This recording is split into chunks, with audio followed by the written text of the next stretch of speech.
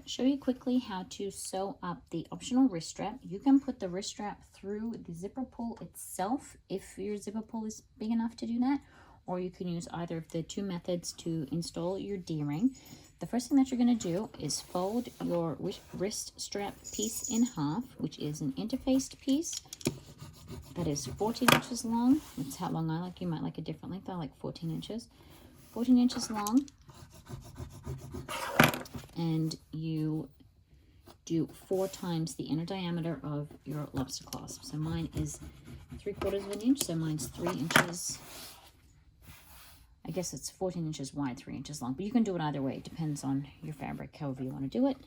So folding it in half, making a crease, and then folding each raw edge towards the middle. So you're going to end up with a piece that is 4 layers. If you're using a thicker fabric, if you happen to have done this in vinyl, you might want to just do 2 folds towards the middle. There's different ways to do that. I tend to do my straps in fabric so that I can do this method. So this obviously would be better on iron, but because of my setup here, it's easier for me to just use my seam roller for this. So you've got it folded 4 like that. So with it folded like this, you want to take your lobster clasp and you're going to slide it on here. This is a good time to check that it is the right size for your hardware. Then what you're going to do is open it back out. Slide the clasp to the nails a bit easier. Open it back out here.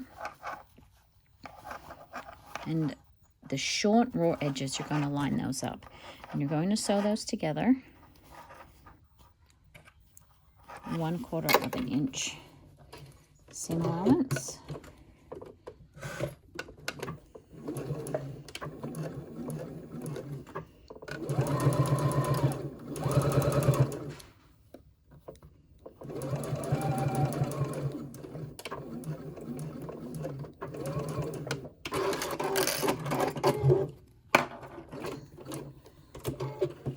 Then you're going to want to open this seam out a little bit here and fold it back towards the middle. So now you have a loop that has your hardware already on it.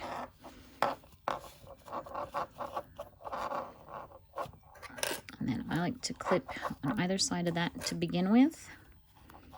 And then you're going to go around and you're going to fold it in again along the creases that you made before. So folding that around.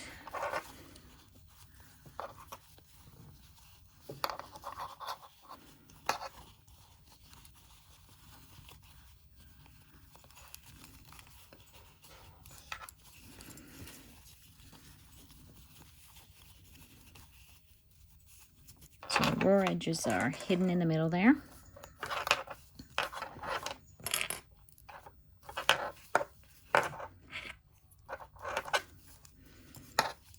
Okay, so now what we're going to do is we're going to top stitch around the whole thing on both sides, 1/8 of an inch from the edge, and just slide your lobster clasp out of the way as you go.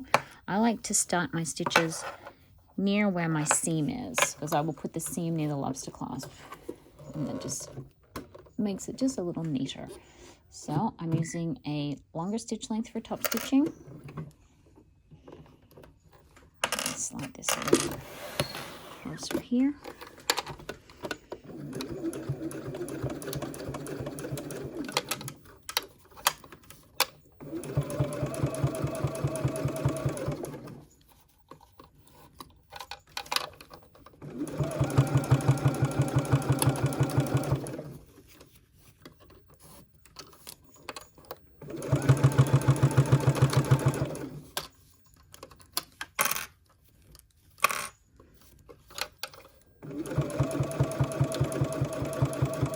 I like to start with the open side so that I can move my clips out of the way.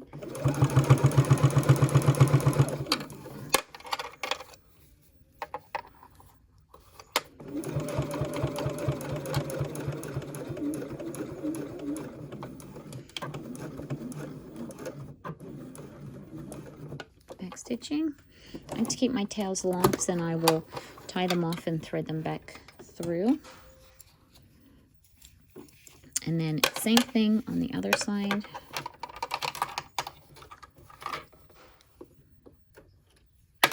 Sorry, that lobster clasp is noisy. I like to start and stop my stitches in a section of the fabric that matches my thread. So I'm using black thread, so I'm using one of the darker sections. And it just helps disguise your back stitching a little bit.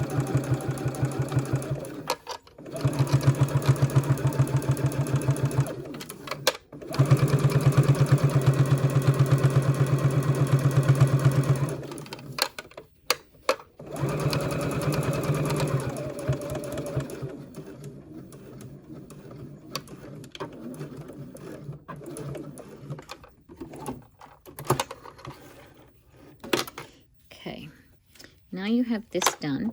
You have a couple of options here. I will clean up these threads in a moment. You turn this around so that your lobster clasp is on the right part of it. Slide it to where your seam is. You don't want to get your threads taken care of before you're going to do this, but just to show you. And then you can either sew along here, or you can put a rivet in. I like to put a rivet in, so that's the way that I'm going to do it. So that will just secure your lobster clasp there, and then it will be ready to attach to your D-ring, however you choose to do it. So trim or tie and tuck or burn your threads and secure that with some stitches just along the edge here, or a rivet, and then your wrist strap is ready to go. Thanks everyone.